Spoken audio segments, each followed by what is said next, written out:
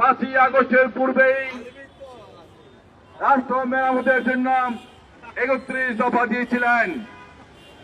তারেক রহমান ভেবেছেন ফ্যাসিস্ট শেখ হাসিনা বাংলাদেশের বিভিন্ন সরকারি প্রতিষ্ঠানগুলো যেভাবে ধ্বংস করে দিয়েছে, এগুলো মেরামত না করলে দেশ কখনো পরিচালনা করা যাবে না, দেশে গণতন্ত্র ফিরে আসবে না, দেশের উন্নয়ন হবে না। একথা চিন্তা করে আমাদের নেতা তারেক রহমান 5ই আগস্টের 2 বছর আগেই রাষ্ট্র মেরামতের জন্য 31 দফা তিনি ঘোষণা করেছিলেন। আমাদের নেতা তারেক রহমান পরিষ্কার ভাষায় বলেছেন, আগামী নির্বাচনে বাংলাদেশের মানুষ যাকে ভোট দিবে সেই সরকার গঠন করবে। আর যদি বাংলাদেশের মানুষ বিএনপিকে ভোট দেয়, ধানের শীষকে ভোট দেয়, বেগম খালেদা জিয়াকে ভোট দেয়, তাহলে বিএনপি সরকার গঠন করবে। তিনি বাংলাদেশের জনগণের সেবার জন্য তিনি সরকার গঠন করবে। প্রিয় সাথী বন্ধুরা, আর যদি বিএনপি সরকার গঠন করতে পারে তাহলে এই রাষ্ট্র মেরামতের 31 দফা তিনি সম্পূর্ণ করবেন।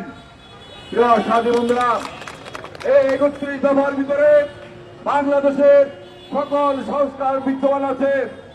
আপনারা দেখেছেন নির্বাচন কমিশন, আইন অঙ্গন, শিক্ষা অঙ্গন সহ সকল কিছু কিন্তু এই 31 দফায় বিদ্যমান আছে। এমনকি এখানে পরিষ্কার ভাষা উল্লেখ আছে, কোন ব্যক্তি পরপর 2 বার প্রধানমন্ত্রী হতে পারবেন না। জনগণের কথা চিন্তা করে, গণতন্ত্রের কথা চিন্তা করে জাতীয় সংসদকে 2টি স্তরে ভাগ করেছেন, উচ্চ কক্ষ এবং নিম্ন কক্ষ। অর্থাৎ এই বাংলাদেশে আগামীতে যে সকল সংস্কার দরকার সকল সংস্কারই তিনি 31 দফার ভিতরে উল্লেখ করেছেন। আমরা দীর্ঘ 16 বছর তারেক রহমানের নেতৃত্বে আমরা আন্দোলন সংগ্রাম করেছি এই ফ্যাসিস্ট শেখ হাসিনার বিরুদ্ধে। অনেক রক্তের বিনিময়ে আমরা ফ্যাসিস্টকে উৎখাত করেছি। আগামীতে একটি নির্বাচন হবে ফেব্রুয়ারি মাসে। কয়েকটি দল মিলে সেই নির্বাচনকে বানচাল করতে চায়, কারণ তারা জানে নির্বাচন হলে তারা জয়যুক্ত হতে পারবে না। তারা প্রথম বলল সংস্কার না করে নির্বাচন করা যাবে না। আমরা তো আগেই বলেছি, আমাদের পার্টির চেয়ারম্যান তো আগেই ঘোষণা দিয়েছে রাষ্ট্র মেরামতের জন্য 31 দফা। এই 31 দফার ভিতরে সংস্কার সবকিছু উল্লেখ আছে। প্রিয় সাথী বন্ধুরা, তাই বলতে চাই সংস্কার চলমান প্রক্রিয়া যতদিন পৃথিবী থাকবে, যতদিন দেশ থাকবে, এই সংস্কার হতেই থাকবে। আর সংস্কারের কথা যদি বলতে চাই, স্বাধীন বাংলাদেশে প্রথম সংস্কার করেছিলেন শহীদ রাষ্ট্রপতি জিয়াউর রহমান। তিনি বাংলাদেশের সংবিধানে বিসমিল্লাহির রহমানির রহিম সংযোজন করেছিলেন। তিনি বাকশাল বাতিল করেন প্রতিষ্ঠা করেছিলেন। পরবর্তী পর্যায়ে সবচেয়ে বড় সংস্কার করেছেন আমাদের নেত্রী দেশনেত্রী বেগম খালেদা জিয়া। বিএনপির গঠনতন্ত্র ছিল রাষ্ট্রপতি সরকার। বেগম খালেদা জিয়া বাংলাদেশে গণতন্ত্র করার চিন্তা করে, বাংলাদেশের মানুষের কথা চিন্তা করে তিনি রাষ্ট্রপতি সরকার প্রথা বাতিল করে তিনি সংসদীয় সরকার প্রতিষ্ঠা করেছেন। বাংলাদেশের ইতিহাস হল সবচেয়ে বড় সংস্কার। তাই সংস্কারের কথা বলে কোনো লাভ নেই। বাংলাদেশের মানুষ যখন বুঝতে পেরেছে সংস্কারটি চলমান প্রক্রিয়া, আর তাই কোনো 31 দফার ভিতরে সকল সংস্কার বিদ্যমান আছে, তখন বাংলাদেশের মানুষ সংস্কার বলতে তারেক রহমানের 31 দফাকেই বোঝায়। সাথী বন্ধুরা, যখন মানুষ এটা খায়নি তখন তারা আবার শুরু করলো নতুন করে পিআর পদ্ধতি। পিআর পদ্ধতিটা কে ভাই? পিআর পদ্ধতি হলো যাকেই ভোট দেন না কেন এমপি হয়ে যাবেন ওই দলের মহান্নত। আপনি একজনকে ভোট দিবেন, সে হয়তো এমপি হবে না, সে হয়তো 2 লাখ ভোট পেয়েছে, সবচেয়ে বেশি ভোট পেয়েছে, সে এমপি হবে না। যে সবচেয়ে কম ভোট পেল সে এমপি হয়ে যাবে। এটা কি আপনারা মানেন? এক মুরব্বী সোশ্যাল মিডিয়ায় বলেছেন, আমি আমি ভোট দিব ট্রাম্পকে আর এমপি হয়ে যাবেন হিরো আলম। এটা মানতে পারি না, মানা যাবে না।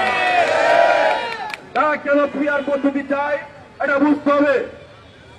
কারণ যে কয়েকটি দুটি দল বিশেষ করে পিআর পদ্ধতি চায়, জামাতে ইসলাম স্বাধীন বাংলাদেশে তারা 3 বার নির্বাচন করেছিল। বাংলাদেশের মানুষ তাদেরকে প্রত্যাখ্যান করেছিল, কারণ তা ছিল স্বাধীনতা বিরোধী। তারা স্বাধীনতা যুদ্ধের সময় বাংলাদেশের মানুষের সাথে বেইমানি করে তারা ভারতের, তারা পাকিস্তানের পক্ষে ছিল, বাংলাদেশের মানুষের বিরুদ্ধে ছিল। এই জন্য বাংলাদেশের মানুষ তাদেরকে ঘৃণা করে। আরেকটি কারণে বাংলাদেশের মানুষ জামাতকে ঘৃণা করে। তারা ইসলামকে দিয়ে ব্যবসা করতে চায়, তারা ইসলামকে দিয়ে ক্ষমতা আসতে চায়। জামাত ইসলামের নেতাদের বক্তব্য শুনেছেন? জামাতের পক্ষে ভোট না দিলে ইসলামের বিরোধিতা করা হবে। জামাত মানে ইসলাম। এই যে বলে, এই যে মিথ্যাচার করে, এই মিথ্যাচার কিন্তু বাংলাদেশের মানুষ বুঝে ফেলেছে। তারা ইসলামকে ব্যবহার করে তারা ব্যবসা করতে চায়, ইসলামকে ব্যবহার করে তারা ক্ষমতায় আসতে চায়। সাথী বন্ধুরা, গত কয়েকদিন পূর্বে সারা বাংলাদেশের সম্প্রদায়ের পূজা হয়ে গেল। আমরা পরিষ্কার ভাষায় বলেছেন, আমাদের পার্টির চেয়ারম্যান তাকে পরিষ্কার ভাষায় বলেছেন, যার যার ধর্ম শেষে পালন করবে, রাষ্ট্র সবাইকে নিরাপত্তা দিবে। কিন্তু এই জামাত ইসলাম পূজা মণ্ডপ দিয়ে ইসলামকে ধ্বংস করে দিয়েছে। তারা পূজা মণ্ডপে গিয়ে মাথায় টুপি পরে তারা কিতাব পাঠ করেছে। তারা পূজা মণ্ডপে গিয়ে বলেছে রোজা এবং পূজা মুদ্রার আমাদের নেতারা বলেছেন এই পূজা মণ্ডপে আসতে পারে আল্লাহ তাআলার কাছে শুকরিয়া আদায় করছি। ধিক্কার জানাই জামাতকে। তারা পূজা মণ্ডপে দিয়েছেন রাম, কৃষ্ণ, মোহাম্মদ, আবু বকর সহ সবাই শান্তির প্রতীক। ধিক্কার জানাই জামাতে এইসব নেতাদেরকে, জামাতকে আমরা। তারা এইসব কথা বলে ইসলামকে বিকৃত করছে, ইসলামকে ধ্বংস করার চেষ্টা করছে। আমরা তাদের ঘৃণা করি। বাংলাদেশের মানুষ তাদের ঘৃণা করে প্রত্যাঘাত করবে। সাথী বন্ধুরা, আরেকটি দল আছেন, তারা গত 16 বছর আওয়ামী লীগকে চামচামি করেছিলেন, হাত পাখা দিয়ে আওয়ামী লীগকে বাতাস করেছিলেন। গত 16 বছর আমরা দেখেছি শেখ হাসিনার সাথে খুব গোপন মিটিং করেছেন। শেখ হাসিনা স্বরাষ্ট্রমন্ত্রীর সুখ্যাত কামাল তার সাথে কোলাকুলি করেছেন, হাসি উজ্জ্বলভাবে মিটিং করেছেন। তিনি বলেন এই ইসলামিক স্বাতন্ত্র্য আন্দোলনের প্রতীক হাত পাখাকে ভোট না দিলে নবী করিম সাল্লাল্লাহু আলাইহি ওয়াসাল্লামের বিরুদ্ধে করা হবে। আস্তাগফিরুল্লাহ, আস্তাগফিরুল্লাহ। তিনি বলেন যদি হাত পাখার বিরোধিতা করা হয় ইসলামের বিরুদ্ধে করা হবে। নাউজুবিল্লাহ, নাউজুবিল্লাহ। আমরা ধিক্কার জানাই এসব ইসলামী দলের নেতাদেরকে। তারা ইসলামকে ধ্বংস করার পায়তারা করছে। এই ইসলামী শাসনতন্ত্র আন্দোলন গত 16 বছর যে চামচামি করেছিলেন, তিনি বলেছিলেন শেখ মুজিবুর রহমান মাথায় সব সময় টুপি দেন, উনি একজন ধার্মিক লোক ছিলেন। বাংলাদেশে আর কেউ দেখে নাই, সে দেখে ফেলছে।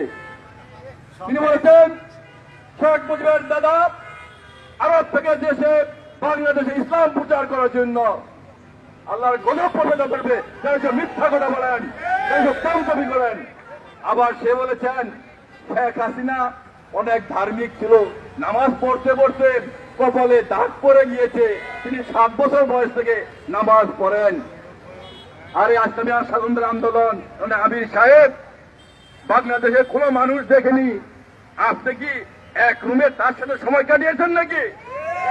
আপনি কেউ দেখলেন শেখ হাসিনার কপালে দাগ পড়ে গেছে, করেন। এই যে মনে করেন চামচামি আর তেলবাজি আর ইসলামকে নিয়ে ব্যবসা, এইসব ব্যবসা বন্ধ করতে হবে। ইসলামকে যারা দ্বিধা বিভক্ত করতে চায়, ইসলামকে না ভাঙিয়ে যারা বাংলাদেশের ইসলামী ঐক্যকে বিনষ্ট করা চায়, তাদের কাছ থেকে সাবধান থাকতে হবে। প্রিয় সাথী বন্ধুরা, বক্তব্য দীর্ঘায়িত করবো না, শুধু সবার উদ্দেশ্যে বলবো, আমাদের পার্টির ভারপ্রাপ্ত চেয়ারম্যান তারেক রহমান বাংলাদেশের রাষ্ট্র মেরামতের জন্য যে 31 দফা তিনি ঘোষণা করেছেন, এই 31 দফা মানুষের ঘরে ঘরে মানুষের হৃদয়ে পৌঁছে দিতে হবে। এই কারণে আমরা বিভিন্ন থানায়, বিভিন্ন ওয়ার্ডে আমরা তারেক রহমানের এই 31 দফা আমরা বিলি করছি। এটার জন্য মানুষের ঘরে ঘরে পৌঁছে দেওয়া যায়। এই জন্য এই এলাকার বিএনপি, যুবদল, ছাত্রদল, শ্রমিক দল, মহিলা দল সহ সবার দায়িত্ব নিতে হবে। আমরা যেন এই 31 দফা এই এলাকার প্রতিটি মানুষের ঘরে ঘরে পৌঁছে দিয়ে প্রতিটি মানুষের হৃদয়ে আমরা পৌঁছে দিতে পারি। সেই লক্ষ্যে সবাইকে এগিয়ে যেতে হবে এবং আগামী নির্বাচনের বিরুদ্ধে যারা আজকে ষড়যন্ত্র করছে তাদের বিরুদ্ধে ঐক্যবদ্ধ থাকে, তাদেরকে প্রত্যাখ্যান করে আমরা আমাদের দাবি, আমাদের আগামী নির্বাচন, সেই দাবি নিয়ে আমরা এগিয়ে যাবো। সেই দাবি আমরা আদায় করে ছাড়বো ইনশাল্লাহ। তারেক রহমানের নেতৃত্বে। সাথী বন্ধুরা, সবাইকে আগামী দিনে ঐক্যবদ্ধভাবে কাজ করার আহ্বান জানিয়ে আজকে আমার বক্তব্য শেষ করছে। খুদা হাফেজ। বাংলাদেশ জিন্দাবাদ, বাংলাদেশ জাতীয় দল জিন্দাবাদ, শহীদ মোরক বেগম খালেদা জিয়া জিন্দাবাদ, আমাদের তারেক রহমান জিন্দাবাদ।